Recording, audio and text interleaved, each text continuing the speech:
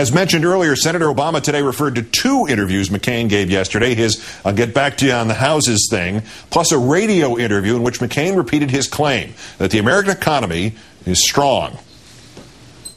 What are the Republicans going to do if China ultimately overtakes us economically, and does that matter? I think it matters a great deal. I don't think that they will. I still believe that the fundamentals of our economy are strong. We've got terribly big challenges now, whether it be housing or employment or so many of the other health care. And it's very, very tough times. It's very tough. But we're still the most innovative, the most productive, the greatest exporter, the greatest importer. About those fundamentals, according to the CIA, and yes, it is the CIA that keeps this kind of data, the U.S. is not the greatest exporter in the world. Rather, we are number 3. Germany's number 1. Number 2, China, right now. The most productive, gauging productivity as gross domestic product divided by man-hours worked, the Organization for Economic Cooperation and Development ranks the U.S. behind Ireland, the Netherlands, Belgium, Norway, and Luxembourg. McCain's latest economic ignorance following his claim Saturday that you're not rich until you've gotten $5 million or more than, say, Senator Obama made last year. It also follows his attempt to walk that back yesterday, telling Politico.com, quote, "I define rich in other ways besides income. Some people are wealthy and rich in their lives and their children and their ability to educate them. Others are poor if they're billionaires, or if they only have 7 houses." Let's turn now to Washington Post columnist E.J. Dionne, also, of course, senior fellow at the Brookings Institution. E.J., good evening to you. Good to be with you, Keith. All right, image first. $500 shoes, a private jet, partial ownership of the Arizona Diamondbacks, beachfront California condos, $1 million parking lot, which is pretty nice, and more houses than you can count, literally, not figuratively. Is this not by definition? There's no argument to this, isn't it? By definition, this is out of touch with the average American, isn't it?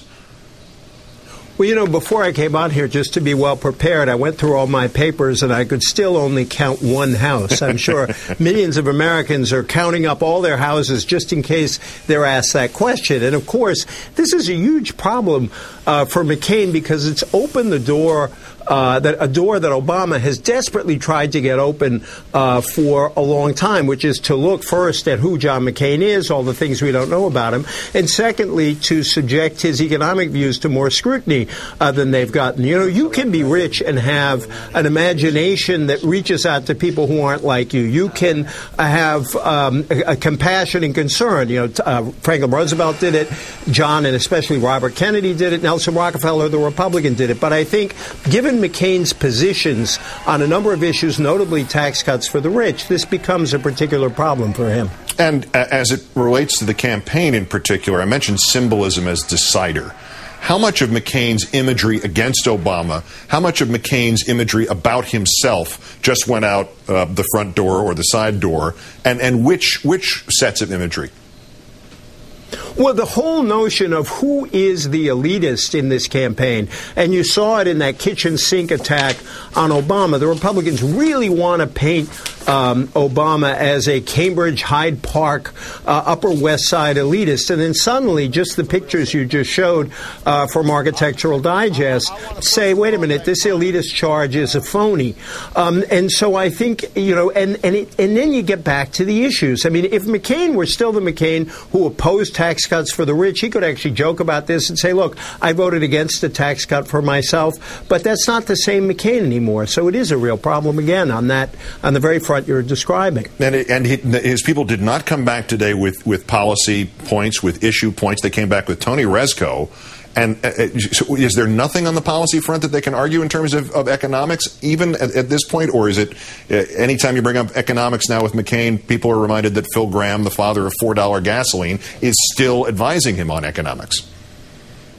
Right, and Phil Gramm, the House comment reminded you of what Phil Gramm, I think, told the National Rifle Association about guns, that I have more than I need and not as many as I want. Maybe that applies to houses as well. And so it's, you know, I think that Obama's tried all week to have a debate on economics, and the message of the week has been who's going to be his vice president. And it really took McCain's comment today suddenly to open up a discussion conversation that Obama's been desperate to have and hasn't really penetrated the media with before. Yep, it sounds like also it energized him and gave him that opportunity to go out those ads that might say something like, sure, the economy is great for them. E.J. Dionne of the Washington Post. Democrats are going to have... Go ahead. Thank you. I was just going to say they're going to hire John Edwards' barber to give haircuts in front of all of McCain's houses, I think.